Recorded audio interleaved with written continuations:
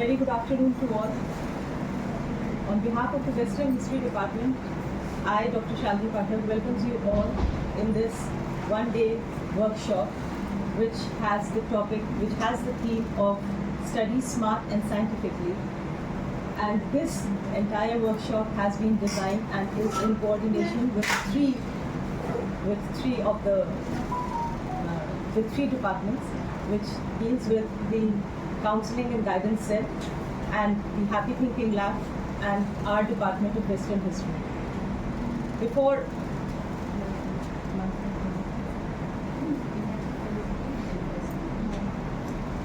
Before commencing the program, I would like today to grace the occasion, we have with us some very important guests. First of all, Abha Joshi ma'am, who's our chief speaker, and then we have Professor Maitri Priyadarshini ma'am, Director, Happy Thinking Lab. We also have Vaishali Saxena, Dr. Vaishali Saxena ma'am. She is the Director of Counseling and Guidance Cell. And we also have Ravikant Dubey, Sir of Fine Arts, Department of Fine Arts. Counseling and Guidance Cell. Professor Amita Sonkar, Head of the Department of Western History. Professor Archana Tiwari and Dr. Anshu Chaudhary. Before commencing this workshop, I would like to invite Amita Sonkar ma'am to felicitate Abha Joshi ma'am and start the program.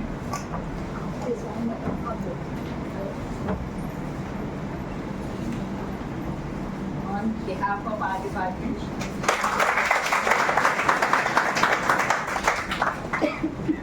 Thank you so much, ma'am. Since the program has an eco start now, I would further invite Professor Archana Tiwari ma'am to felicitate Maitri ma'am.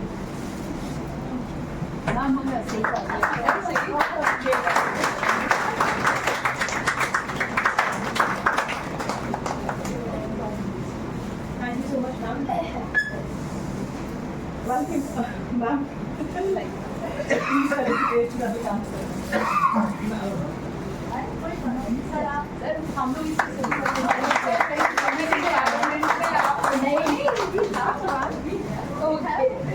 साथ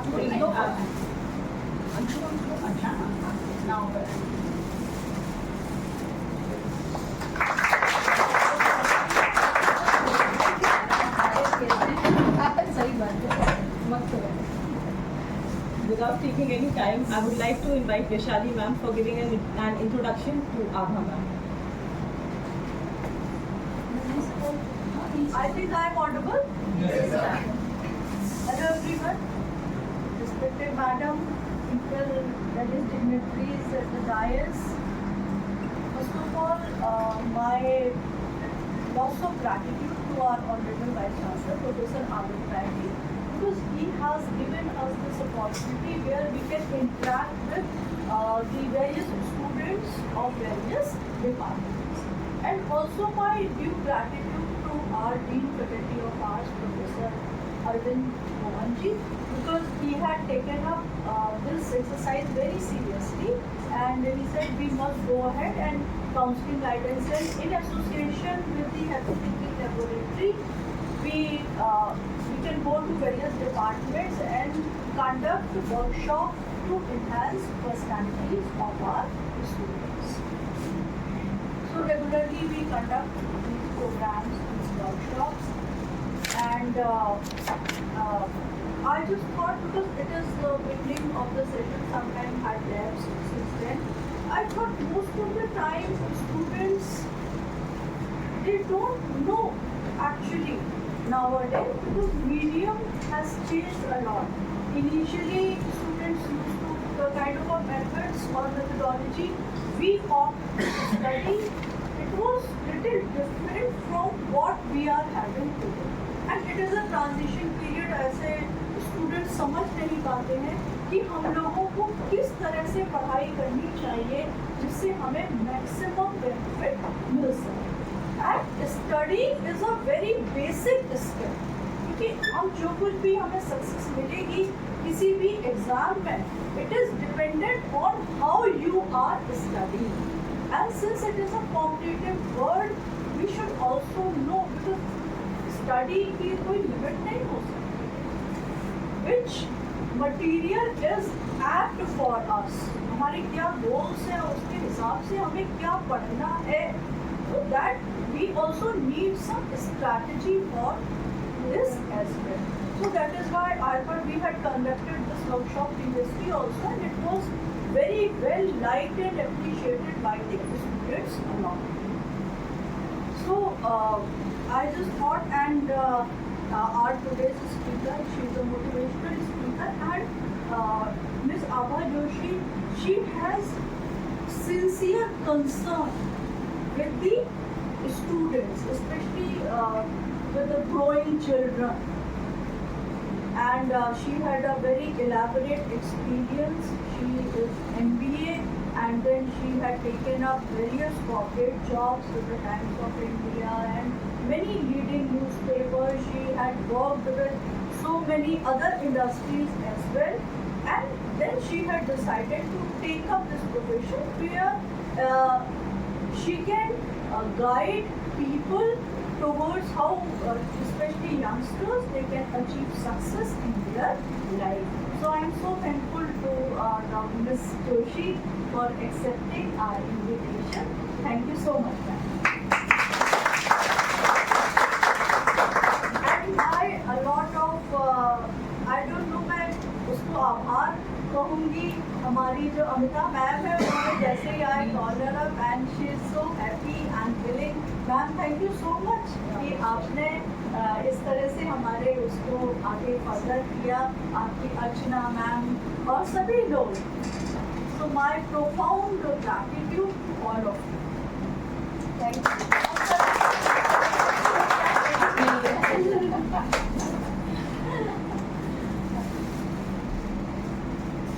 Now I would like to invite Abha ma'am to come and give some enlightening words to our scholars.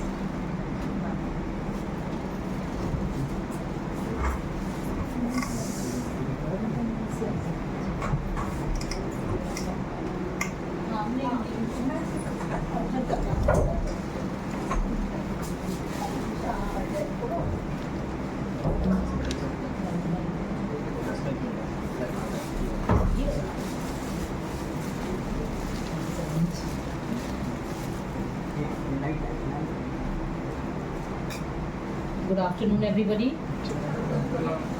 And first of all, I would like to apologize for being slightly late. थोड़ा communication gap था, तो आप लोग को थोड़ा wait करना पड़ा. So before starting, I would like to thank Vaishali ma'am and all of you all that you gave me this opportunity to interact with the students, because I know they are doing a very very fine job of instructing and guiding you.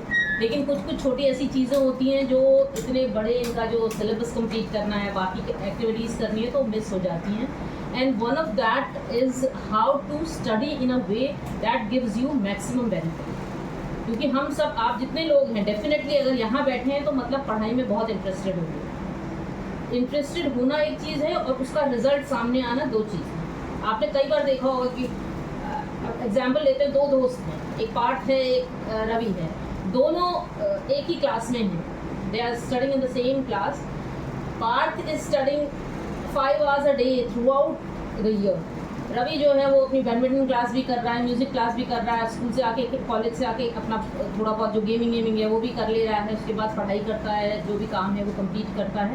And when the exams comes, what you see is the other Parth के marks कम है, रवि के marks ज़्यादा हैं. So what happens is कि जो पढ़ रहा है सारा time, he also get frustrated. तो वो एक अजीब से एक वेब में फंस जाता है कि मैं क्यों नहीं कर रहा हूँ. वो तरह तरह से अपने कोशिश करने लगता है, और जब वो दूसरे से पूछता हो कहता है मैं तो जब मुझे टाइम मिलता है मैं पढ़ लेता हूँ.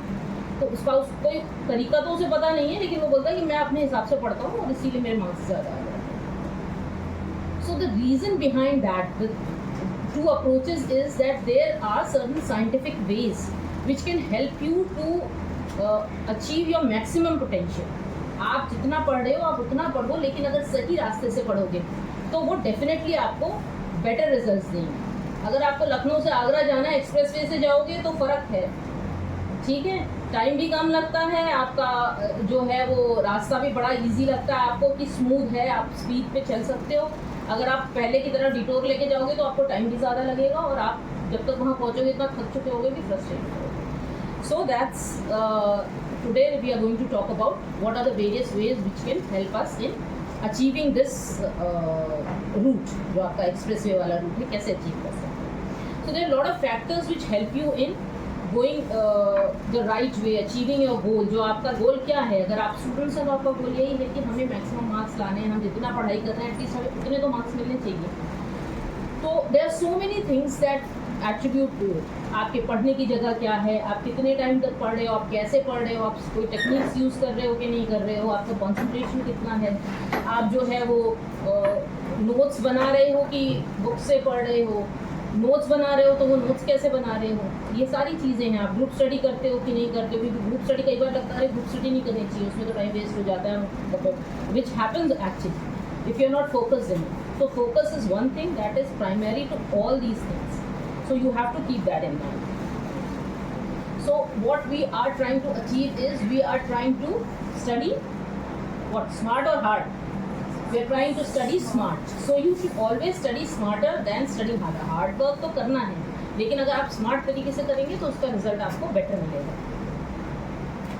सबसे the first and foremost thing is कि आप जब अपना गाड़ी शुरू करते हो तो चेक करते हो ना गाड़ी ठीक से चल रही है कि नहीं, पेट्रोल है कि नहीं है, हमें रास्ता पता है कि नहीं है, गूगल मैप्स में तुरंत रास्ता सेट करते हो, तो वो आपको करना है। You have to strategise and focus on your goal कि हमें ये अचीव करना है, whatever your goal is. If your goal is 70%, say okay I want to achieve 70%। If your goal is 90%, say my goal is 90%, and keep it on the higher side always, क्योंकि चीज़ें कभी कभी आपकी expectation के हिसाब से नहीं होती हैं। तो ऑलवेज कीप अ मार्जिन कि हमें यहाँ पहुँचना है, तो अगर आप यहाँ भी पहुँचेंगे तो आपके वो एक जोन में होगा कि हाँ this was the zone that I wanted. तो आप जो भी टारगेट्स अपने जो भी करिए वो रीजनेबल करिए, which you can achieve. That's what I said, if you feel that you can achieve 60% only, do for 60%, तो फिर आपका मैक्सिमम एफर्ट उस पर जाएगा।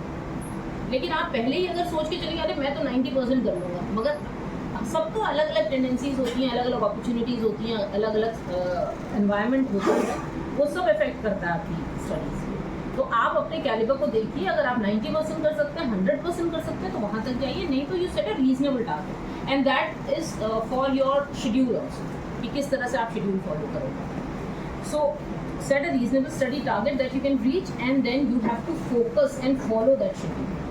खाली शेड्यूल बनाने से काम कभी नहीं चलता जब तक आप उसको फॉलो नहीं करोगे। तो फर्स्ट थिंग जो इन सब में आप जब शुरू करते हो तो वो है सब्जेक्ट वैरायटी। नॉर्मली हम क्या करते हैं, हम एक जब शेड्यूल बनाते हैं, जैसे कि आप अगर आपके एग्ज़ाम आ रहे हैं तो आप क्या करोगे कि आप 2 दिन ये सब्जेक्ट पढ़ेंगे, 2 दिन ये सब्जेक्ट पढ़ेंगे, 2 दिन ये सब्जेक्ट पढ़ेंगे, इस तरह से करते हो। This should not be done, क्योंकि आपकी ब्रेन की कैपेसिटी होती है अब्जॉर्ब करने की, थोड़ी देर बाद ब्रेन फटीग होने लगता है। किसी भी चीज़ को आप रिपीटेडली करोगे तो आप भी बोर हो जाओगे। ठीक है, आपको पिज्ज़ा बहुत पसंद है, लेकिन अगर 4 दिन आपको कोई पिज्ज़ा खिलाएगा ना सुबह दोपहर शाम, तो 5वें दिन आप उसकी शक्ल भी नहीं देखना चाहोगे, because your mind will immediately reject. जैसे ही उसको देखोगे आपको लगेगा नहीं मुझे नहीं चाहिए। तो similarly same happens with your brain also. तो आप अपने टाइम को, दिन को डिस्ट्रीब्यूट करिए अलग अलग सब्जेक्ट में, नॉट लाइक हमें 2 दिन लगातार यही सब्जेक्ट पढ़ना है, ऐसे नहीं, आपको अलग अलग डिस्ट्रीब्यूट करना पड़ेगा। ओके, तो आप किसी भी सब्जेक्ट को पढ़ोगे तो आपका ब्रेन फिर इजीली इसको ऑब्जॉर्व करेगा, कोई कंफ्यूजन नहीं। Apart from that there is another thing that is known as information variety. अब आप बोलोगे सब्जेक्ट इन्फॉर्मेशन क्या फ़र्क है, सब्जेक्ट भी वही चीज़ है। Information is how you are taking that subject, आप कैसे पढ़ रहे हो, आप बुक से पढ़ रहे हो कि आप नोट से पढ़ रहे हो कि आप ऑडियो विजुअल मीडियम से पढ़ रहे हो। तो आपको ये सारे मीडियम्स इनकॉर्पोरेट करने पड़ेंगे, क्योंकि आजकल आपको सारे आपको यूट्यूब में वीडियोस भी मिल जाते हैं, अपने किसी भी सब्जेक्ट में आप खोलो आपको उसका वीडियो मिल जाएगा। उसके बाद आप जब ये वैरायटी एक्सप्लोर करते हो तो आपको ये भी देखना पड़ेगा कि कौन सा आपको सबसे ज़्यादा सूट करता है, और उसी हिसाब से आप उसको अलग अलग कर सकते हो कि छोटे छोटे कार्ड्स बनाए हैं या उसको थोड़ी देर आपने देख लिया है, या नोट्स बनाए हैं उसको थोड़ी देर आप पढ़ रहे हो, instead of just sticking to one thing. आप इस तरह की चीज़ों को इंटरवीन करोगे तो आपकी ब्रेन जो है वो ज़्यादा उसको इम्बाइब करेगा, क्योंकि वो विजुअलाइजेशन ज़्यादा हो जाएगा थोड़ा सा। ठीक। Now another important thing when we are studying is, as I said कि आपको लगातार नहीं पढ़ना है या कुछ नहीं पढ़ना, उसके अलावा भी एक इम्पॉर्टेंट चीज़ है टेकिंग ब्रेक्स। लेकिन ये ब्रेक कैसे लेना है ये हम लोगों को समझ में नहीं आता। व्हाट वी डू इज, हम ये एक टॉपिक कंप्लीट कर लेंगे फिर ब्रेक लेंगे। This is the general tendency. Normally यही होता है कि हम एक टॉपिक पढ़ रहे हैं, हम जब पूरा करेंगे फिर हम ब्रेक लेंगे आधे घंटे का, फिर हम खाना खाएंगे, फिर हम सोएंगे या जो भी करेंगे। This is the wrong way. Again as I was talking about brain fatigue, वही होता है कि आपका ब्रेन थक जाता है। तो एक दो साइंटिफिकली प्रूवन टेक्निक हैं जिसको अगर आप फॉलो करोगे तो आप बेटर रिटेन कर सकते हो जो भी आप पढ़ रहे हो। और वो दो टेक्निक्स जिनको हम कहते हैं, एक है Pomodoro technique and the second one is Zeigarnik technique. इन दोनों में क्या होता है? Pomodoro technique says that you have to study in chunks. थोड़ी थोड़ी देर को पढ़ोगा, 25 मिनट पढ़ा, फिर 5 मिनट का ब्रेक है। ज़्यादा ब्रेक नहीं लेना, 5 मिनट का। 5 मिनट में आपने पानी पी लिया, थोड़ा इधर उधर देख लिया, कोई बैठा है तो बात कर ली, या बाहर जाके अपने मम्मी पापा से थोड़ी एक कुछ बोल के आ गए कि मेरे को ये कर देना या ये कर देना, फिर लेकिन आके बैठ गए वापस in 5 minutes. Make sure keep a watch on your. सबसे इंपॉर्टेंट है आप अपनी टेबल पे एक टेबल वॉच रखें। टेबल कैलेंडर और टेबल वॉच एक स्टूडेंट के उसमें बहुत ज़रूरी है। As soon as you complete that 5 minutes you come back, repeat it thrice, 3 बार आप इसको करो। 25 minutes 5 minutes, 25 minutes 5 minutes, 25 minutes 5 minutes. ठीक है। उसके बाद नेक्स्ट जब आपका ब्रेक आएगा तो टेक अ लॉन्गर ब्रेक। फिर आपको 5 मिनट से ज़्यादा का ब्रेक चाहिए। 5 मिनट का ज़्यादा का ब्रेक इसलिए क्योंकि तब तक आप थोड़ा, आपको भूख लग गई होगी या कुछ आप थोड़ी देर आराम करना चाहते होंगे, सोना चाहते होंगे, लेकिन आपको वो ब्रेक बहुत ज़्यादा देर का नहीं रखना है। 15-20 मिनट मैक्सिमम, आधा घंटा बस, उतनी देर का ही ब्रेक रखना है। The best scenario is 20 minutes break. ठीक है, जिससे आपको खाना वाना खाना है या कुछ मंच करना है या कुछ भी करना है, बाहर जाके एक वॉक ले ली और वापस आ गए and then sit down, because that is just 2 hours. 1 घंटा 2 घंटा ही हुआ है ना आपको पढ़ते हुए, इतने से तो काम चलेगा नहीं, आपको और पढ़ना पड़ेगा। तो फिर से आप दोबारा से बैठिए विद द सेम शेड्यूल। ये sit for 25 minutes and then 5 minutes. Okay, now what happens is, आप जब छोड़ते हो ना पढ़ाई 25 मिनट के बाद, तो आपका कुछ भी एक पैराग्राफ भी आधा रह जाता है ना, आपका कोई टॉपिक का कोई पोर्शन जो आप पढ़ रहे हो। ऑब्वियसली आप 25 मिनट में कोई ऐसा तो है नहीं कि आपने सेट किया कि यहाँ खत्म हो जाएगा, ये वो कंटिन्यू हो रहा होगा। व्हाट यू फील इज कि let me complete this and then I take the break. Normally यही करते हैं ना कि हम ये तो पूरा कर लें फिर तो ब्रेक लेंगे। आपको ये नहीं करना, आपको इमीडिएटली जहाँ आप हो, of course if you are finishing a line, finish that line, उसको ख़त्म करके और छोड़ दो। उससे क्या होता है कि आपका जो ब्रेन है वो नहीं रुकता है। आप तो रुक गए हो, ब्रेन नहीं रुकेगा। तो जब आप 5 मिनट बाद घूम के आओगे, brain is processing that information, वो उसको रिचेन करके प्रोसेस कर रहा है। तो जब आप उसको वापस शुरू करोगे तो वो बेटर अंडरस्टैंडिंग के साथ शुरू करोगे, क्योंकि उतनी देर में वो पूरा प्रोसेस कर चुका होगा जो आपने पढ़ा है, और आपने तुरंत पढ़ना दोबारा से शुरू कर दिया है तो वो रिकलेक्शन आएगा सीधे आपको। ठीक है, तो this is known as Zeigarnik effect. ये जो इफेक्ट होता है ब्रेन की, ये पावर होती है कि वो रिटेन करके दोबारा से तुरंत उसको पिकअप करता है वहाँ से, दिस इज ज़ेगार्निक। तो ये 2 चीज़ें बहुत इंपॉर्टेंट हैं। आप मतलब ये जो ब्रेक टेक्निक है इसको आप फॉलो करके देखो, you will see the difference in your outcome. Now another important thing is note taking. कई बार आप लोग को नोट्स कैसे लिए जाते हैं ये नहीं समझ में आता है। व्हाट यू डू इज, आपने बुक उठाई, 1-2 बीच के सेंटेंस छोड़े, 1-2 बीच के वर्ड्स छोड़े और पूरा कॉपी करना शुरू कर देते। ठीक है, नोट्स ऐसे नहीं लेते। फिर तो आप एक पेंसिल लो और अंडरलाइन कर लो बुक को, फिर अलग से नोट्स लिखने की जरूरत नहीं। नोट्स लिखना इसलिए ज़रूरी होता है कि ब्रेन की रिटेंशन पावर फेमिलियर चीज़ों से जल्दी होती है। आपकी handwriting is a familiar thing for your brain, so when you are writing it down, brain recognises it और retains it better than the printed forms या प्रिंटेड टेक्स्ट। तो इसीलिए अगर आप अपने हाथ से कभी भी आप देखो, कोई नंबर आप लिखा हुआ याद करोगे और उसी नंबर को आप अगर अपने हाथ से लिख लोगे तो उसका रिटेंशन आपको ज़्यादा होगा, because you have that photographic thing in your brain कि ये ऐसा कुछ लिखा है। तो वो आपको ध्यान रखना है। ठीक है, तो नोट्स जब भी आप बनाओगे तो एक लाइन में 5 मतलब वर्ड से ज़्यादा एक लाइन नहीं होनी चाहिए। उसको आपको शॉर्ट में करके लिखना है। बड़ा सा सेंटेंस एलेबरेट करके टेक्स्ट को तो उनको बुक बनानी है पूरी, तो वो आपको शॉर्ट में नहीं लिख सकते, क्योंकि वो अलग अलग लोगों के अंडरस्टैंडिंग के लोग पढ़ रहे हैं, तो उसको एक्सप्लेनेटरी फॉर्म में लिखते हैं। आपको अपना काम की चीज़ उसमें से उठानी है, जिससे कि आपने वो 5 वर्ड्स पढ़े तो आप पूरा सेंटेंस आपको क्लियर हो गया कि ये सेंटेंस था। So you don't have to write complete sentences, just the important crux of whatever is written there. Write only the essential information, क्योंकि पहले भी उन्होंने कुछ लिखा होगा एक्सप्लेन करने के लिए, बाद में भी आप सिर्फ जो आपको ज़रूरी है वो लिख लोगे तो आपको बाकी चीज़ें अपने आप याद आ जाएंगी। So you just have to write only important and essential, जो आपके कोर्स के लिए इम्पॉर्टेंट है। Don't, as I said, don't copy out of source. कभी भी आप कॉपी मत करो। कोई भी सेंटेंस अगर आपको करना ही, आपको लग रहा है ये बहुत इंपॉर्टेंट है, उसको थोड़ा सा अपने लैंग्वेज में लिखो। Until unless it's some definition और सम जो उसको आपको एडवर्बटम देना है तो अलग बात है, अदरवाइज उसको आप मॉड्यूलेट करके लिखो अपने हिसाब से, so that you can understand it better when you are revising the notes. का पर्पस क्या है कि आप रिवाइज करें कम टाइम में। एग्जाम से जस्ट पहले आपके पास पूरी बुक पढ़ने का टाइम नहीं है, लेकिन आपके पास एक प्रिसाइज नोट्स होंगे तो आपको तुरंत सब रिविजन जो है वो फटाफट हो जाएगा। And then another thing is you should be able to teach. जो आपने पढ़ा है वो आप किसी और को पढ़ा सकते हो, ऐसा होना चाहिए। ठीक है, एल्बर्ट आइंस्टीन का नाम सुना है ना सबने? He had a very famous quote that if you can't explain simply, you don't know it well enough. अगर कोई चीज़ मैं आपको क्लियरली बता नहीं पा रही तो इसका मतलब मुझे भी नहीं पता है वो चीज़। अगर आपको अभी कुछ बोल रही हूँ और मुझे बार बार देखना पड़ रहा है ये क्या लिखा है या कहाँ है, तो इसका मतलब I don't believe in it and I don't understand it well enough. ठीक है, तो आपको उसके लिए एक और टेक्निक है कि आप अपने सामने कोई कुछ भी बैठा लो, एक स्टफ टॉय बैठा लो। जैसे आपके एग्जाम आने वाले हैं, कोई इंपॉर्टेंट टॉपिक है या आपको कोई स्पीच देनी है, आपको कुछ भी करना है, आप एक पिलो रख लो। कुछ नहीं है तो आप अपने दरवाजे के को एड्रेस करके you keep on explaining, teaching, जो भी आपने पढ़ा है टॉपिक उसको टीच करने की कोशिश करो।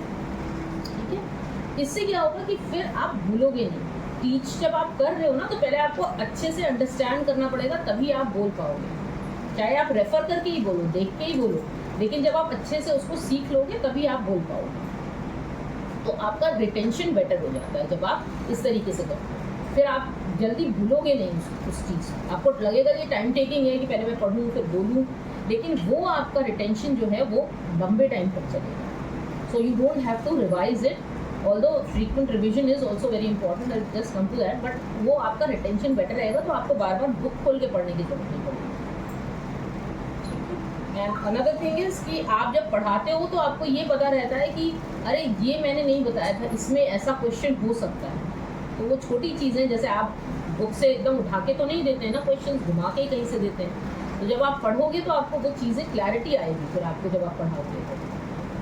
And another thing that I was talking about is study groups या ग्रुप स्टडी, जिसको हम कहते हैं कि 4-5 फ्रेंड्स इकट्ठे हो गए हैं, पढ़ रहे हैं। This again is a very बड़ा कॉन्ट्रोवर्शियल वो है टॉपिक कि ग्रुप स्टडी करनी चाहिए कि नहीं करनी चाहिए। कभी आप पेरेंट्स को बोलोगे कुछ नहीं, तुम लोग वहाँ पे गुप्पे मारते रहोगे या फिर गेम खेलते रहोगे, कोई ज़रूरत नहीं है ग्रुप स्टडी करने की। तो ग्रुप स्टडी आप करो, इट्स वेरी बेनिफिशियल।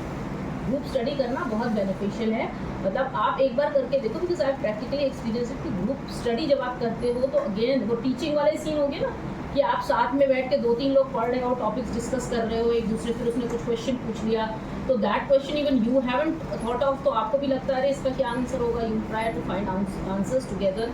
वो जल्दी होगा ना, एक जना सोच रहा है और 4 या 5 जने सोच रहे हैं, तो वो जल्दी होगा। तो आप उसी हिसाब से ग्रुप स्टडी करो कि आपका फोकस क्लियर रहे कि आज हमको ये टॉपिक कवर करना है। हम 5 लोग या 4 लोग, don't make a very large group, 4 या 5 is the maximum group that you have, और आप जो है वो 5 लोगों का ग्रुप बनाओ। If possible give 1 topic to each group. आपको एक कोई चीज़ कवर करनी है, 5 लोगों को एक टॉपिक दे दो, वहाँ आके वो 5 लोग, as I said, you have to teach somebody, तो आप ये सोचो आप उन 4 लोगों को पढ़ा रहे हो, so they will understand it better, क्योंकि आप उनको पढ़ा रहे हो और आप you are at the same level.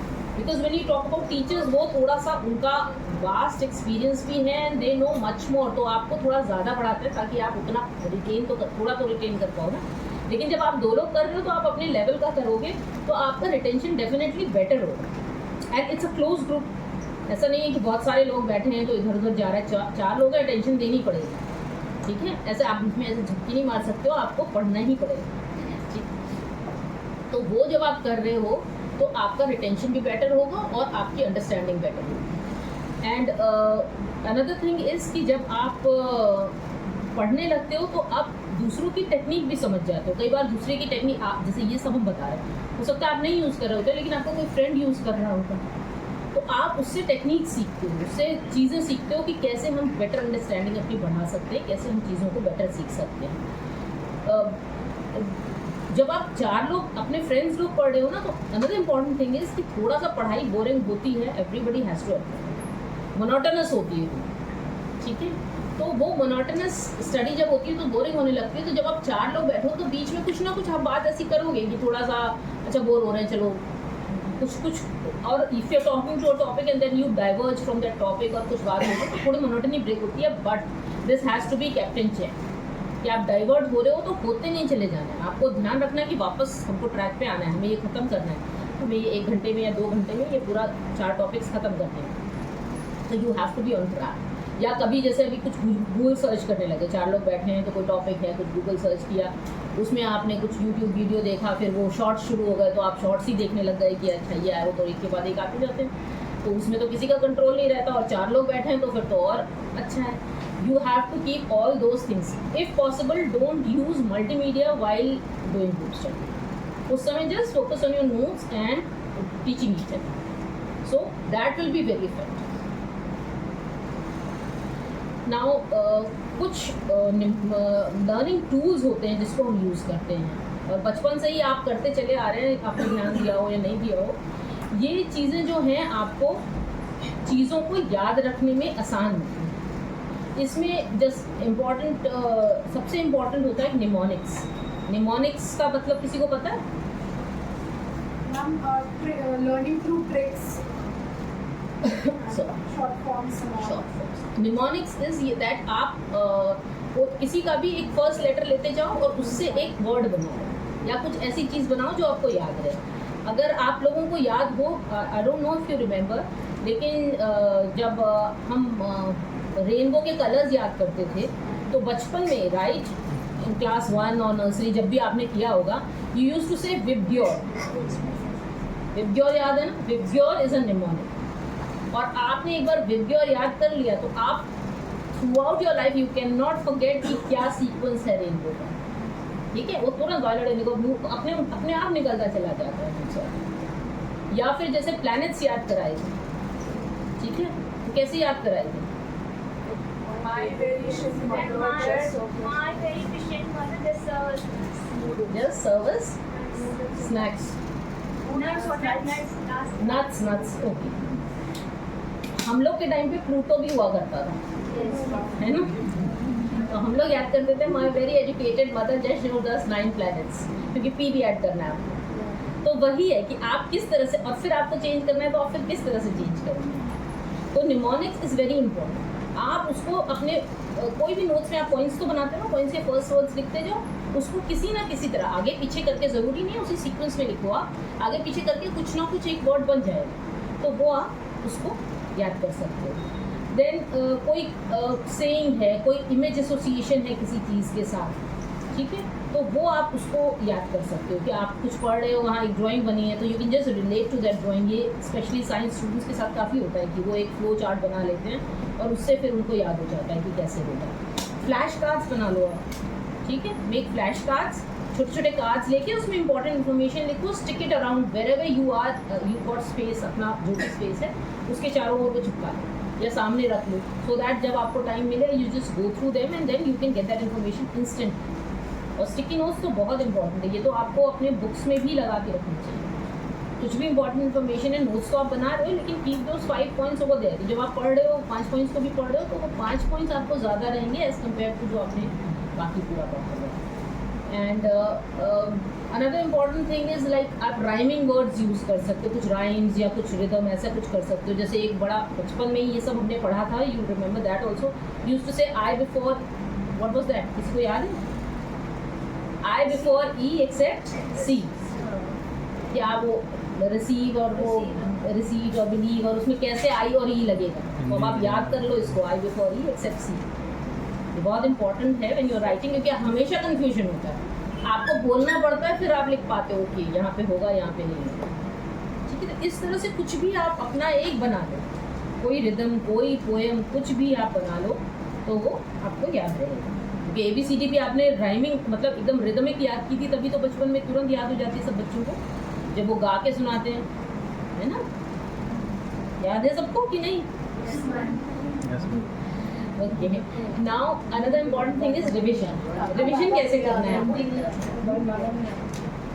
अब ABCD फिर भी याद होगी, काका काका नहीं याद करता, काका काका नहीं याद रहता, एग्जैक्ट भूल जाते हैं। इस कुछ होना चाहिए उसके लिए भी कि आपको कैसे उसके लिए उसको रहा याद होगा, वो अवॉइडेड है, इसलिए उस पर प्रेफरेंस नहीं है। प्रेफरेंस नहीं है, क्योंकि आपको याद करना पड़ता है। जैसे हमने अपना पढ़ा भूल गए थे, जब बच्चों को पढ़ाया तो दोबारा से याद किया। सो दैट्स उसमें भी भाई अगेन देन वी नो कि कैसे टेक्निक यूज़ करनी है, फिर हमने याद किया तो अब याद है हमें। लेकिन बचपन में हमको बताया नहीं गया ना कि आपको कैसे, ये इससे शुरू होता है और इससे खत्म होता है, इतना भी बता देना तो वो आ जाता है। लेकिन टेक्निक हिंदी में यूज़ कम होती है। Okay, so when you are doing revision, it has to be 20% you have to do the reading, 80% reading.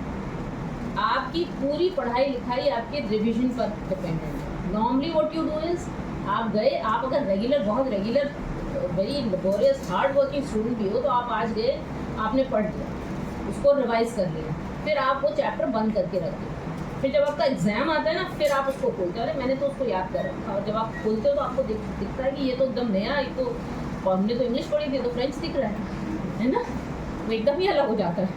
क्योंकि तब वो आपका वो थोड़ा सा वो याद आ रहा होता है, थोड़ा इसमें कुछ नई चीज़ें दिखनी होती है क्योंकि आप पहले पढ़ चुके होते हैं तो कुछ नया नया दिखने लगता है। तो इसीलिए आपको रेगुलर रिविजन्स करना है। कभी भी आप पढ़ोगे तो आपको रिविजन्स छोड़ने नहीं, पीरियडिकली रिवाइज करना है। जब एक इसके लिए भी, रिवीजन के लिए भी एक टेक्निक होती है कि आप फर्स्ट डे पढ़ो, फिर थर्ड डे पढ़ो, फिर 7th डे पढ़ो, फिर 11th डे पढ़ो, फिर 15th डे पढ़ो, फिर 21st। You just have to glance. पहले और तीसरे दिन तो आपको पढ़ना पड़ेगा, फिर आप 5वें दिन से आप बस नज़र मारोगे ना तो आपको समझ में आ जाएगा क्या लिखा है। It will take 5-10 minutes. एक सब्जेक्ट आपका 10 मिनट से ज़्यादा नहीं लगेगा। रीडिंग में कितना टाइम लगता है? तो आपको बस, अगर आपने नोट्स बना लिए तो और भी कम टाइम लगेगा। तो you just have to go through that और छोड़ना नहीं। फिर 21 दिन तक आपको बहुत अच्छे से मेमोराइज हो जाएगा। Then you come back to it after a month, ठीक है। और उसके बाद फिर जब आप रेगुलर रिविजन तक तो आपके एग्जाम्स ही आ जाएंगे तो फिर वो बहुत ही अच्छे से आपको रिवाइज होगा। तो इसके लिए आपको पीरियडिकल रिविजन करना है, एक शेड्यूल बनाना पड़ेगा इस तरीके से, ठीक है।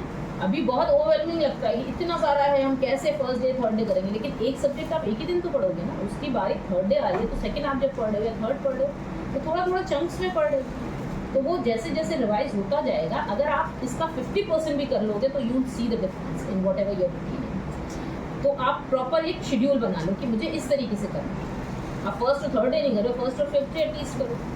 गो to first day, 5th day, 9th day, 15th day, कुछ भी आपका शेड्यूल जो आपको सूट करे, ठीक है। कोई ऐसा रिटन रूल नहीं है कि यही बनाना है, वो आपको अपने हिसाब से करना है। And then when you make the schedule, just stick to schedule. वो शेड्यूल सिर्फ बनाने के लिए या टाइम टेबल्स बनाने के लिए नहीं होता। बनाते तो हम बहुत अच्छे से हैं, आपको कलरफुल बना के प्रिंट करके सामने लगा देंगे उसको कि हमें तो ऐसे ही पढ़ना है, ये टॉपिक लेना है, ऐसे करना है। लेकिन थोड़ी देर बाद जो है वो उस पर हमारी ऐसे नज़र भी नहीं जाती, अरे यार आज बहुत बिजी है, आज तो वहाँ जाना है, शॉपिंग करना है, आज तो मूवी जाना है। तो आप अगर ये सब कर भी रहे हो, you have to do that. ऐसा नहीं है कि आप सिर्फ पढ़ाई करते रहोगे, आप कुछ ना कुछ और करोगे ही करोगे, लेकिन उस सब के अकोमोडेशन का आपको टाइम उसमें रखना पड़ेगा। क्योंकि कोई भी 365 डे अपना एक शेड्यूल फॉलो नहीं कर सकता। Nobody can do it. कितने ही सिंसियर बच्चा क्यों ना हो या कितने ही पोजीशन पे कोई क्यों ना कर रहा हो कि मुझे एकदम डिवोटेड काम करना है, आपको करना है। आप मूवी भी जाओगे, आपके यहाँ गेस्ट भी आएंगे, आप वेकेशन भी लोगे, आप कुछ ना कुछ करोगे। आप मतलब आपकी लाइफ में खाली पढ़ाई नहीं है, और भी चीज़ें हैं, ठीक है। तो आपका फोकस पढ़ाई पे है वो ठीक है, लेकिन बाकी चीज़ें भी आपको देखनी है, तो आपको बहुत ध्यान रखना पड़ेगा कि ये सब चीज़ें होंगी तो उस हिसाब से मुझे शेड्यूल बनाना पड़ेगा, ठीक है। तो ये आप ध्यान रखिए। देन एक और इम्पॉर्टेंट टेक्निक है which I would like to talk about, ये काफ़ी आप सुनोगे इसके बारे में भी अगर कभी इसके बारे में पढ़ना शुरू करोगे। That is SQ3R technique. SQ3R technique में क्या होता है? S is you have to survey the chapter, that is आप पहले उसको देखो चैप्टर में क्या क्या है, उसको पढ़ लो मोटा मोटा, मतलब not very thoroughly but you just go through the chapter. एक बार आपने चैप्टर पढ़ लिया, उसके बाद गो टू द, अक्सर लास्ट में क्वेश्चंस दिए होते हैं, अगर नहीं दिए हैं try to get questions, question अलग से आते हैं, कुछ ना कुछ क्वेश्चन बैंक आपको मिल जाएगा, try to solve those questions. आपने क्योंकि तुरंत पढ़ा है, आप उसको उसके क्वेश्चंस पढ़ने की कोशिश करो कि क्या है, तो इससे एक तो अंडरस्टैंडिंग बढ़ेगी। आपने कुछ छूट गया है तो आप पलट के देखोगे कि अरे ये क्वेश्चन ये तो मैंने पढ़ा ही नहीं था, इसका क्या आंसर है। तो ऑलवेज ट्राई दोज क्वेश्चन, उनको छोड़ा कभी भी मत करो, तुरंत चैप्टर पढ़ते ही आप उस क्वेश्चन पे चले जाओ। Then after that, once S&Q is done, now there comes 3R, that is record, retain and retrieve या recall. Record is कि आप पढ़ो और ध्यान से पढ़ो, you're recording whatever you are reading. Then you retain whatever you are reading. आपने पढ़ लिया और उसको याद रखने की कोशिश करो। कभी कभी आप ये कैसे कर सकते हो, जोर जोर से पढ़ो, क्योंकि अगेन ऑडियो विजुअल हमको पता है कि is a better tool for studying. तो जब आप बोल रहे हो और वो कान आपका सुन रहा है तो वो पढ़ने से ज़्यादा इफेक्टिव होता है। तो आप उसको रिकॉर्ड और रिटेन करो एंड देन यू रिकॉल और रिट्रीव इट। जो आपने पढ़ लिया है अब आप उसको दोबारा से पूरा बुक बंद करके and then you try to recite that कि मैंने क्या पढ़ा है, वो क्वेश्चन क्या है। कुछ लोग लिख के करते हैं, कुछ लोग बोल के करते हैं, सबकी अलग अलग टेक्निक होती है। What ever is your technique, चाहे तो आप उसको लिख के जितना भी आप लिख सकते हो, right in short, right in points, पूरा पूरा नहीं बोलना है आपको, रटना नहीं है। दिस इज डिफरेंट फ्रॉम जो हमारा पहले टेक्निक होता था ना कि बस आंख बंद करके उसको रट लो। रटने में क्या होता है, एक बार भी भूल गए तो पूरा ही गायब हो जाता है ना। तो आपको रटना नहीं है, आपको रिटेन करना है और फिर उसको रिकॉल करना और then periodic test is very important. आप जब कुछ भी कर रहे हो तो मॉक टेस्ट ज़रूर लो। आजकल हर चीज़ के मॉक टेस्ट अवेलेबल हैं। कोई भी टॉपिक हो, कोई भी सब्जेक्ट हो, आप इंटरनेट खोलो या बुक्स आपको टीचर्स लोग गाइड करते होंगे कि कहाँ से आपको ये सब मिल सकता है, तो आप उसके mock test as I said ना, when you see the question then you realise कि ये मेरा मिस हो गया था, ये कहाँ था, अच्छा ये भी था इसमें। क्योंकि अचानक से आपको लगता है ये तो कुछ नया है, ये तो मैंने पढ़ा नहीं था, क्योंकि कुछ चीज़ें आप मिस कर जाते हो पढ़ने। लेकिन जब आप क्वेश्चंस उसके सॉल्व कर रहे हो ना तो वो क्लैरिटी आ जाती है आपको पूरी की पूरी। So always test yourself periodically. आप जब चैप्टर पढ़ो एक तो उसके बाद करो, फिर थोड़े दिन बाद फिर एक टेस्ट ले लो। जैसे आप ग्रुप स्टडी करते हो, आपने ख़त्म करा, उसके बाद टेक अ मॉक टेस्ट। उससे एक तो कॉम्पिटिटिव स्पिरिट रहेगी आपकी कि हाँ भाई मुझे बेटर करना है, तो वो आप बेटर तरीके से समझोगे और बेटर तरीके से सॉल्व करने की कोशिश करोगे। So you can use the mock test. आप देखो एग्जाम्स में कोई भी कोचिंग्स होती हैं वो करवाती है ना रेगुलर मॉक टेस्ट, और उसमें भी कई स्टूडेंट्स नहीं लेते हैं कि अरे ये तो रोज ही मॉक टेस्ट हो जाता है, इसको क्या लेना। बट वो रोज़ अलग अलग होता है, so that you understand everything. So never miss out on your mock test. अगर आपके क्लासेस में भी हो रहा है या कहीं भी कोई भी टेस्ट हो रहा है तो आप उसको मिस कभी मत करें। एक और इम्पॉर्टेंट चीज़ है, वेदर यू शुड लिसन। कुछ लोग म्यूज़िक सुनते हैं पढ़ते हैं, कौन कौन है यहाँ पे? सभी है मैम, सभी है मैम, बोल कोई नहीं रहा। काफी सारे होंगे। हाँ, सच नहीं बोल, because I have got a generation that I am nurturing, जो तुम लोग की एज के हैं, तो वो सब उनका म्यूजिक की बिना वजह से हमारा कंसंट्रेशन बढ़ता है म्यूजिक। हम लोग के टाइम पे नहीं होता था इतना, बिकॉज आई कांट स्टडी। अलग अलग तरीके के लोग होते हैं, कुछ लोग नहीं पढ़ पाते हैं म्यूजिक, मुझसे नहीं पढ़ा जाता है। आई नीड साइलेंस, क्योंकि मुझे जोन आउट होने में या तो टाइम लगेगा कि जब मैं म्यूजिक से जोन आउट होंगी फिर पढ़ पाऊंगी। तो लोगों के कान में हेडफोन लगा रहता है and then they study. I think that's what you people are also doing. आपके कान में, हाँ, कान में वो लगा रहेगा, like it's constantly badgering you, लेकिन फिर भी आप पढ़ते हो। But there is a scientific reason also now. I mean ये वैलिडेशन करता है साइंस भी इसका कि music can help you study. लेकिन इसमें थोड़ा सा आपको ध्यान देना पड़ेगा। मतलब ऐसा नहीं है कि बिल्कुल ही ऐसा सेट आई कांट डू। तो आपको पहले ये देखना पड़ेगा कि पढ़ भी पाते हो। ऐसा तो नहीं है कि आपकी फ्रेंड पढ़े म्यूज़िक लगा के तो आप भी पढ़ लोगे, नहीं। आप यू हैव टू सी। पता चला कि आपने म्यूज़िक लगाया और डांस करना शुरू कर दिया थोड़ी देर, तो that will not work for you. So you have to realize कि आप म्यूज़िक जब पढ़ रहे हो तो पढ़ाई कर रहे हो। So the important thing that is it does is it helps you in concentration. It eliminates the boredom, क्योंकि normally as I said पढ़ाई थोड़ी बोरिंग तो होती है, तो वो eliminate करता है। It stimulates your brain. It improves the motivation and it lowers the stress, क्योंकि जब आप म्यूजिक सुन रहे हो तो बाकी सारी चीज़ें भूल जाते हो, फिर आपके दिमाग में और कुछ नहीं आता कि मेरा पिछला टेस्ट ऐसा हुआ था, अभी मैं पढ़ पाऊंगा कि नहीं, आगे ये है तो ऐसा है, फिर आपके दिमाग में कुछ नहीं चलता, सिर्फ म्यूजिक रहता है।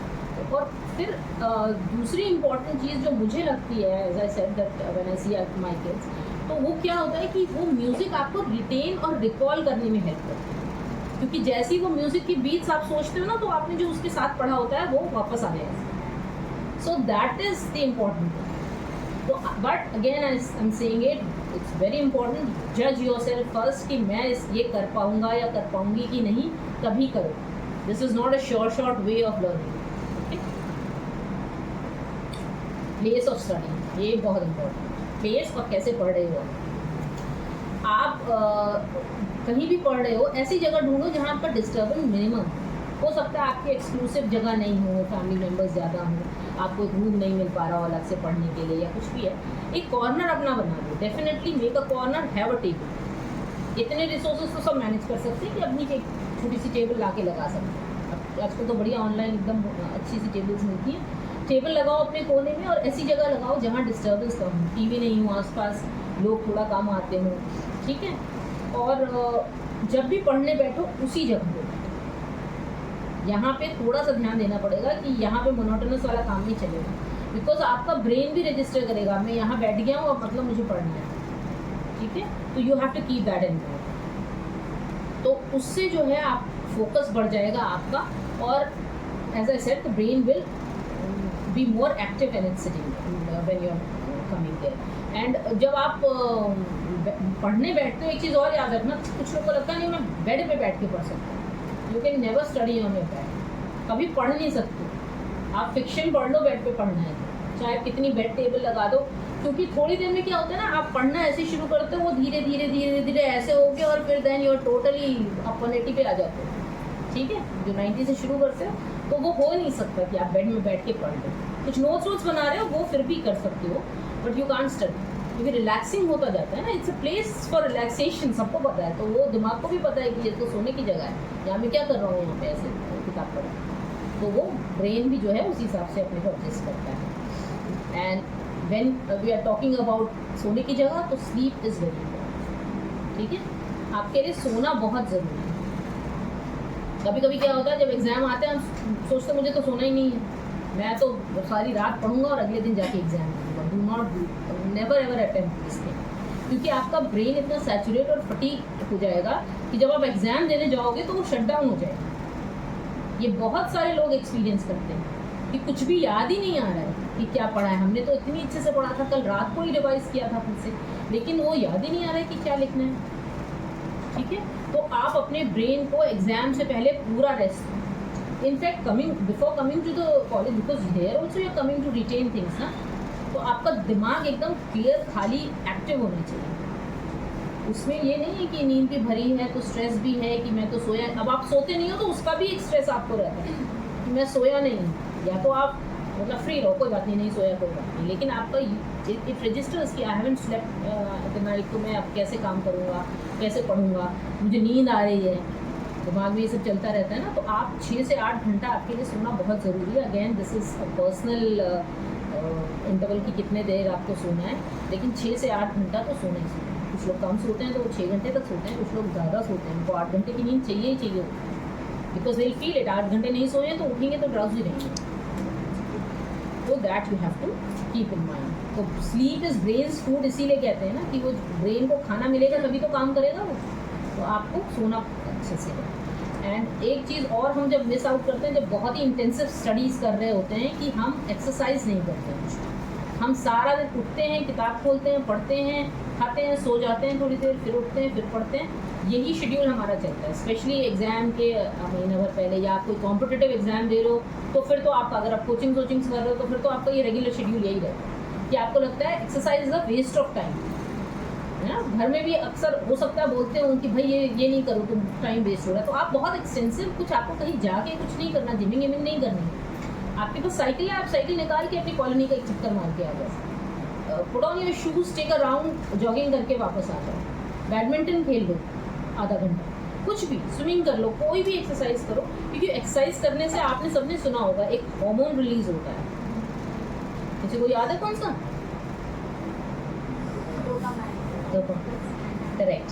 तो जब डोपामाइन रिलीज होता है तो वो सिर्फ इट्स अ हैप्पी सिंड्रोम, इसको कहते हैं ना कि it makes you happy. It not only makes you, and there are scientific studies to prove that also now कि वो खाली आपको हैप्पी नहीं करता, वो आपको मोटिवेट करता है, वो आपकी ब्रेन की रिटेंशन बढ़ाता है, तो ये सब चीज़ें, कॉन्सेंट्रेशन बढ़ाता है, तो ये तो आपको चाहिए ना आपके ब्रेन को।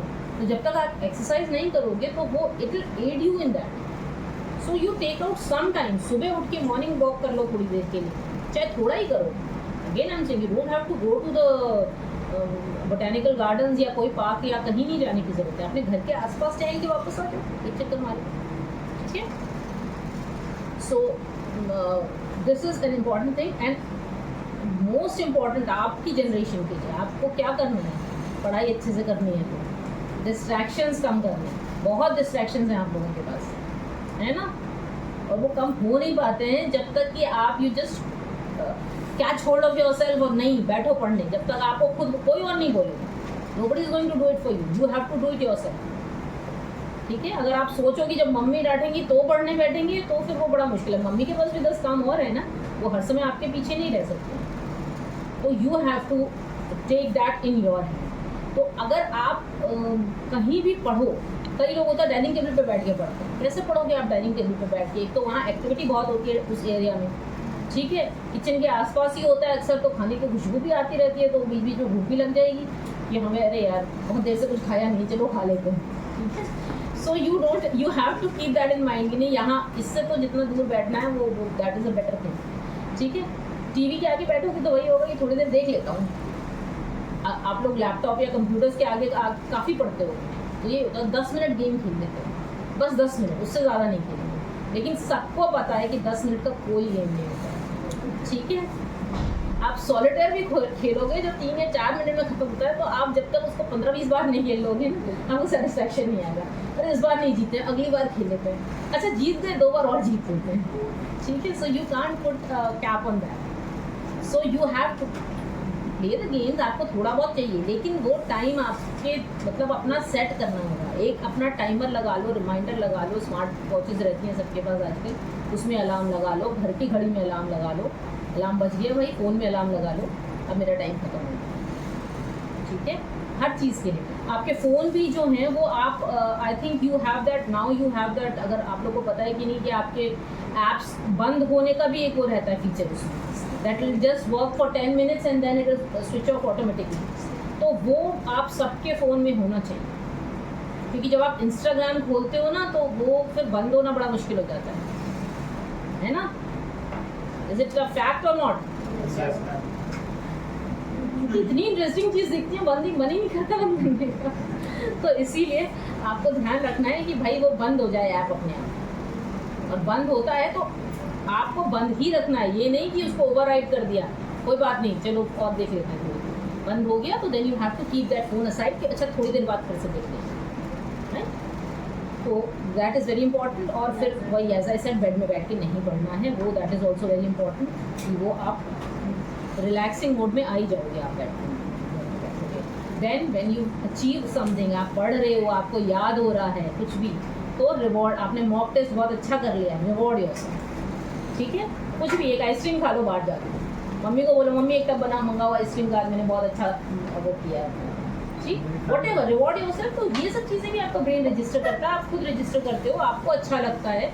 आप जब कभी भी देखो कोई भी मॉक टेस्ट देते हो, उसमें जब आपके मार्क्स अच्छे आते हैं तो you have that feel good feel, है ना, कि हाँ ये बहुत अच्छा लग रहा है आज तो मुझे, आज मेरा मूड बहुत अच्छा है। किसी दिन खराब आ गया तो मूड खराब होगा ना, जब मूड अच्छा है तो रिवॉर्ड करो, सो that you keep on achieving, ठीक। So, I think I have covered almost all the topics. The most important is do not stop trying. Test अच्छा हो नहीं हो, याद हो रहा है नहीं हो रहा है, ऐसा कोई भी देखो, जिसके 90% आते हैं ना, उसको खुद ब्रह्मा ने नहीं बनाया है, उसको भी उसी ब्रह्मा ने बनाया जिसने तुमको बनाया है। दिमाग सबका वो वही बात है ना, किसने कितना यूज़ किया, किस तरीके से यूज़ किया, कितना प्रोडक्टिवली यूज़ किया, तो वो कोई ऐसे सुपरस्टार नहीं है कि खाली वही वो 90% मार्क्स ला सकते हैं, तो नहीं ला सकते। सब everybody is entitled to it, but if you are not getting it कोई बात नहीं, लेकिन गिव योर 100%, अपना 100% देना बहुत ज़रूरी है, ठीक है। So I think now you will try to remember all these things and keep your focus on studies. जब पढ़ाई कर रहे हो तो पढ़ाई करो, जब मस्ती करो तो मस्ती करो। As I said, you can not do it throughout the year. अगर आप पूरा 24/7 365 डेज पढ़ते रहोगे तो फिर आपकी यहाँ ज़रूरत नहीं, फिर आप हिमालय पे जाकर तपस्या कर लो तो आपको ज़्यादा अच्छे रिजल्ट्स मिलेंगे, आपको मोक्ष मिल जाएगा सीधे, ठीक है। इतने अगर आप डेडिकेटेड, उतना डेडिकेटेड कोई नहीं होता, ठीक है। तो इसीलिए आप अपना पूरा डेडिकेशन रखो, 100% दो, and I am very sure कि इसके बाद आप सक्सेस विल कम, फिर आपको कहीं जाने की ज़रूरत नहीं, वो आपके पास होगा।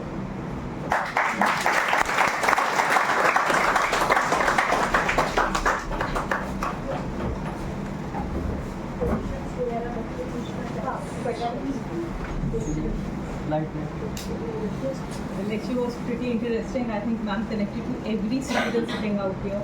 All the students were absolutely pin drop silence interacting with ma'am.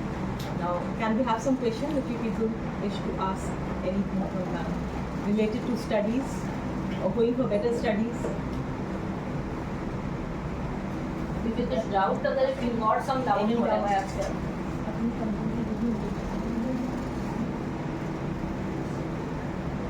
कुछ भी जो आपको कुछ ऐसे कोई भी क्वेश्चन मन में सबने सब पढ़ लिया है।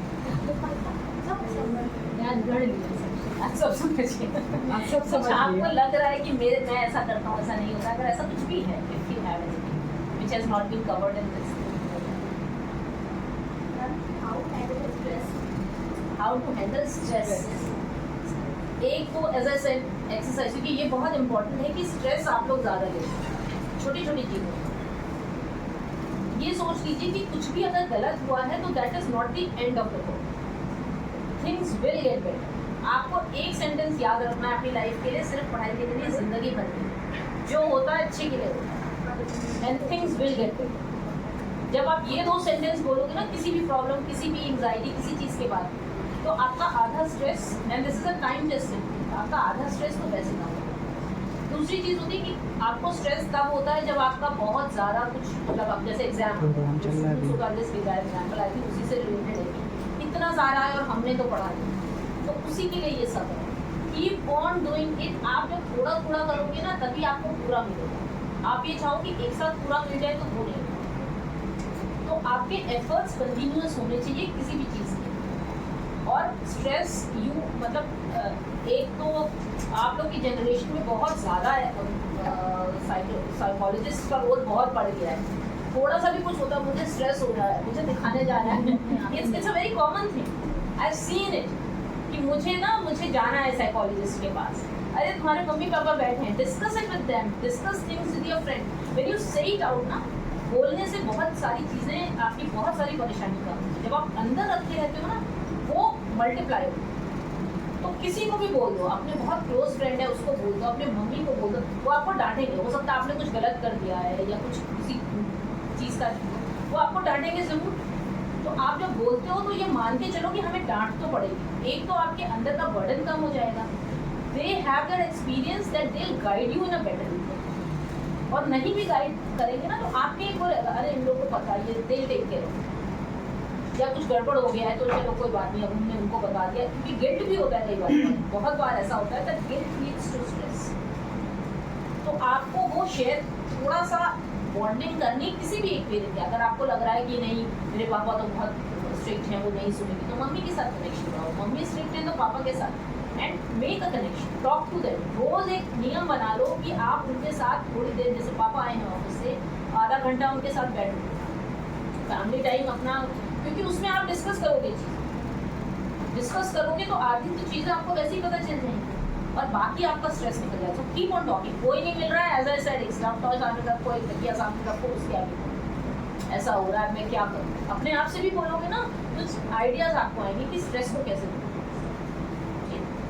एग्जाम्स का या पढ़ाई के स्ट्रेस के लिए तो जो मेरा ऑब्जर्वेशन है कि हम लोग कंटिन्यूस काउंसलिंग करते रहते हैं, तो एक तो स्ट्रेस इसलिए होता है पढ़ाई लिखाई से रिलेटेड जब हमने पढ़ाई करी, जब करी नहीं है तो एग्ज़ाम आ गया, अब हमें एकदम से आया कि अरे अभी तो इतने 4 यूनिट्स हमें पढ़ाई करनी है, पता नहीं क्या हुआ होगा, क्लासेस में हम थोड़ा मिसिंग है क्योंकि हम नहीं पढ़ पाए किसी वजह से। अगर हम क्लास में भी गए हुए होते तो कुछ ना कुछ हमने वहाँ पे पढ़ा होता है, तो हमारे दिमाग में कुछ एक बेसिक सा कुछ होता है। जब बहुत से बच्चे जो है क्लासेस भी मिस कर देते हैं, तो ना क्लास हुई है ना हमने पढ़ाई करी है, उसके बाद अब एग्ज़ाम आ गया है और अब हमको 70-80% मार्क्स चाहिए। तो you know your confidence is dependent on how hard you are working and how hard you are working regularly. आप ये सोचो कि हम अभी 3 दिन बचे, हम 24/7 पढ़ाई करेंगे और पूरा निपटा देंगे। नॉर्मली ऐसा फील मन में आता है, ऐसा वेरियस रेयर। आप रोज आधा या 1 घंटा पढ़ो, ज़्यादा मत पढ़ो, आधा 1 घंटा पढ़ो और लेकिन और डेली एवरी डे, संडे का ब्रेक ले, और फिर उसके बाद आप देखो कि आपको स्ट्रेस नहीं होगा। क्यों? क्योंकि आपने रेगुलर पढ़ाई करी हुई होगी, तो आपको फिर अच्छा अभी थोड़ा सा होगा, लगेगा एग्ज़ाम आ गया, फिर अच्छा चलो हम देख लेते हैं, ये तो पढ़ा था, इसमें ऐसे था ऐसे था। तो ऑलवेज कभी ये मत सोचो है ना one go I will do it. जैसे स्टडी, अगर आप इमेजिन करो कि आपके पास कोई पढ़ाई नहीं, तो क्या खेल को एंजॉय करोगे? फिर आपका मन करेगा कि लाओ किताब में देखें क्या होता है। देखो, जैसे हमारे लिए प्ले इम्पॉर्टेंट है, वैसे ही हमारे लिए स्टडी और work important. You can't live without it, but हम उसे एक्सेप्ट नहीं कर पाते क्योंकि शायद स्टडी वर्क ज़्यादा है, प्ले कम है। तो ऐसे कर लो कि हर दिन आप 1 घंटा पढ़ाई करें। और मैम ने जो एक बात कही थी तो मैं थोड़ा सा ऐड कर दूँगी कि आपने मान लीजिए एक डिटेल कोई टॉपिक पढ़ा एक सब्जेक्ट का, उसके शॉर्ट नोट बनाए, अब डे का भी रिविजन है। जैसे आप मैम ने कहा कि एक्सरसाइज के लिए या वॉक के लिए बाहर निकल रहे, if you are into it, तो दिमाग में वो जो शॉर्ट पॉइंट है ना, फर्स्ट ये था, सेकंड ये था, थर्ड याद नहीं आ रहा है, तो आप जैसे ही आओगे लौट के, सबसे पहले वो जो थर्ड पॉइंट छोटा सा दिखता है ना, उस पर नजर जाएगी। तो वो एक सीक्वेंस भी क्रिएट कर देता है। जब आप शॉर्ट पॉइंट्स बनाते हैं तो फर्स्ट ये था, सेकंड ये था, थर्ड ये था, जैसे जो एक सीक्वेंस आ जाता है तो आपको ऑटोमेटिक याद आ जाएगा कि सेकंड के बाद ये वाला पॉइंट था, ये याद आ गया तो फोर्थ ये था। तो बस आपके दिमाग में चला, रात में सोते समय फिर आपने ऐसे ही लेट गए, आपने बुक नहीं देखी, अपने मन में उसको सोचा ये 10 पॉइंट्स थे।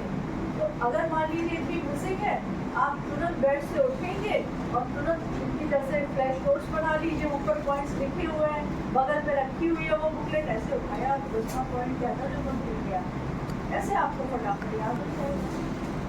तो स्ट्रेस आप स्पेशली स्टडीज रिलेटेड जो होती है वो बहुत कुछ निर्भर करती है how hard you are preparing yourself. If you are prepared you will not have that much stress, सबसे पहले। और दूसरा रीज़न जो मैंने समझा है कि हम लोग चिंता करने लग जाते हैं कि हमारे कितने मार्क्स आए।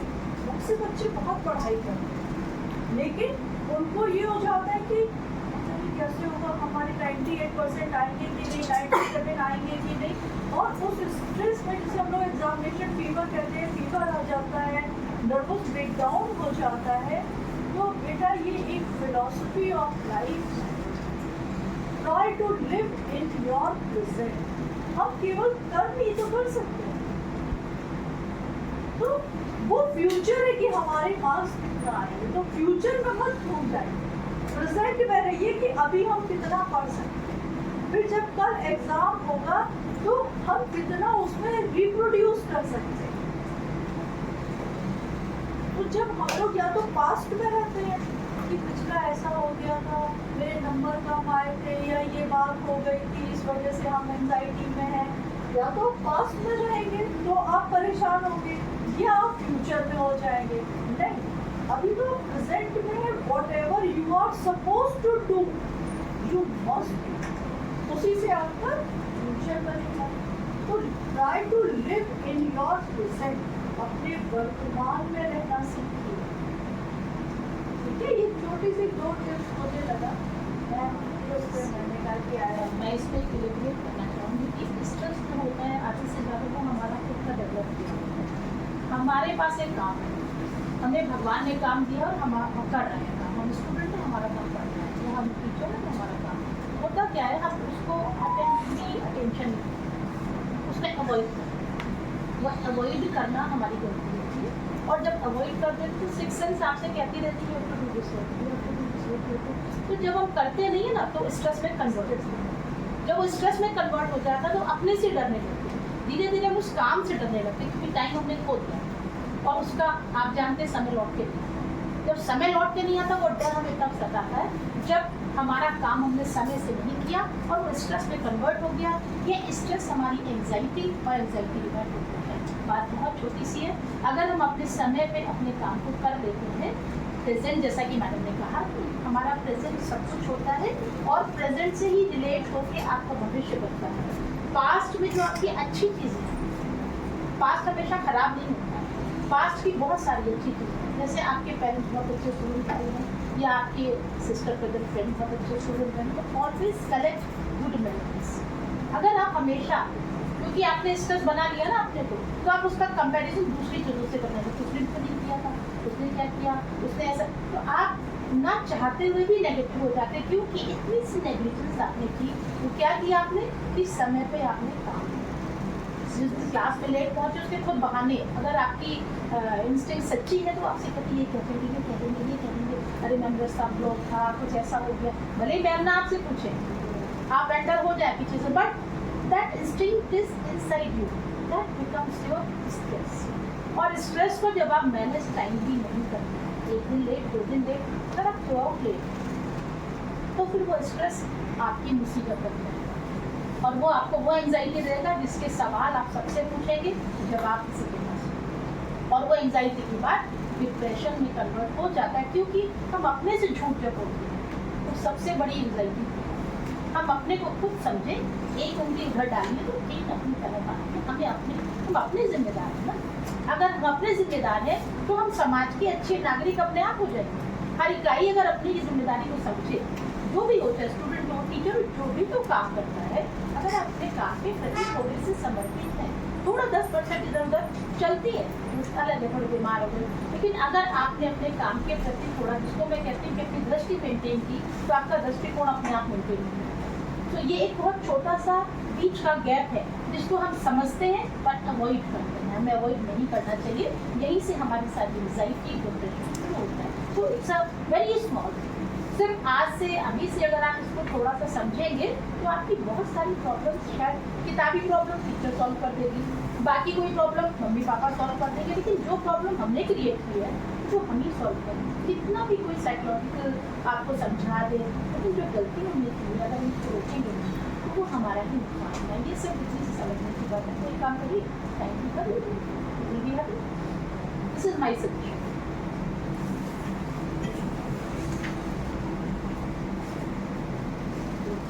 Thank you so much, ma'am, for such a comprehensive, yet a very precise talk. I think everyone sitting out here can very well correlate with the entire lecture, the soft explanation which ma'am has given, relating both to study and to stress. This is one of the most meaningful lectures which has been held in the department. And every ma'am, I'm really very thankful to you, to every ma'am. I would now like to invite Professor Archana Tiwari ma'am to please come and give a vote of thanks.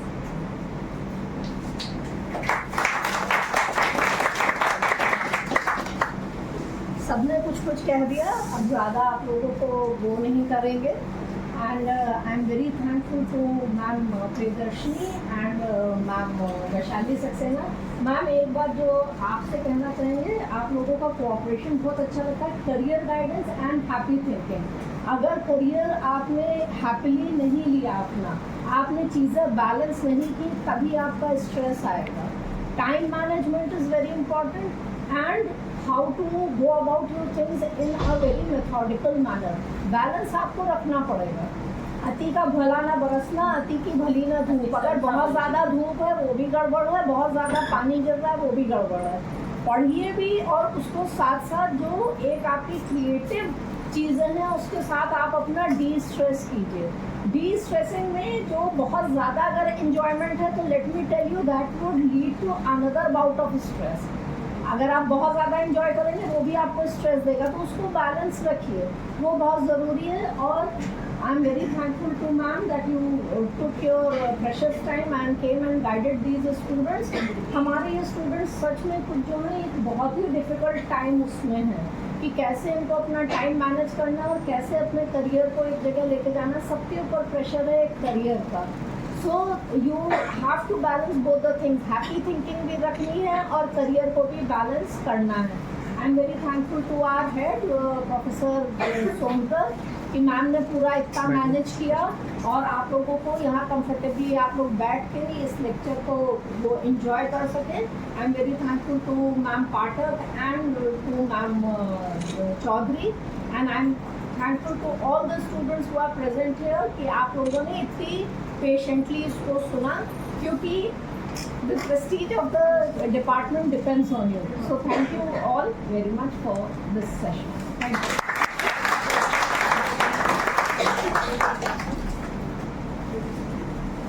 Thank you for your words, ma'am.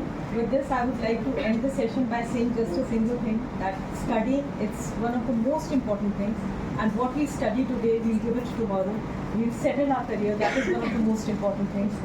And studying is also means learning how to learn. Because everyone knows everything, but no one knows nothing. So I'll just finish the lecture here only. Everyone, thank you so much.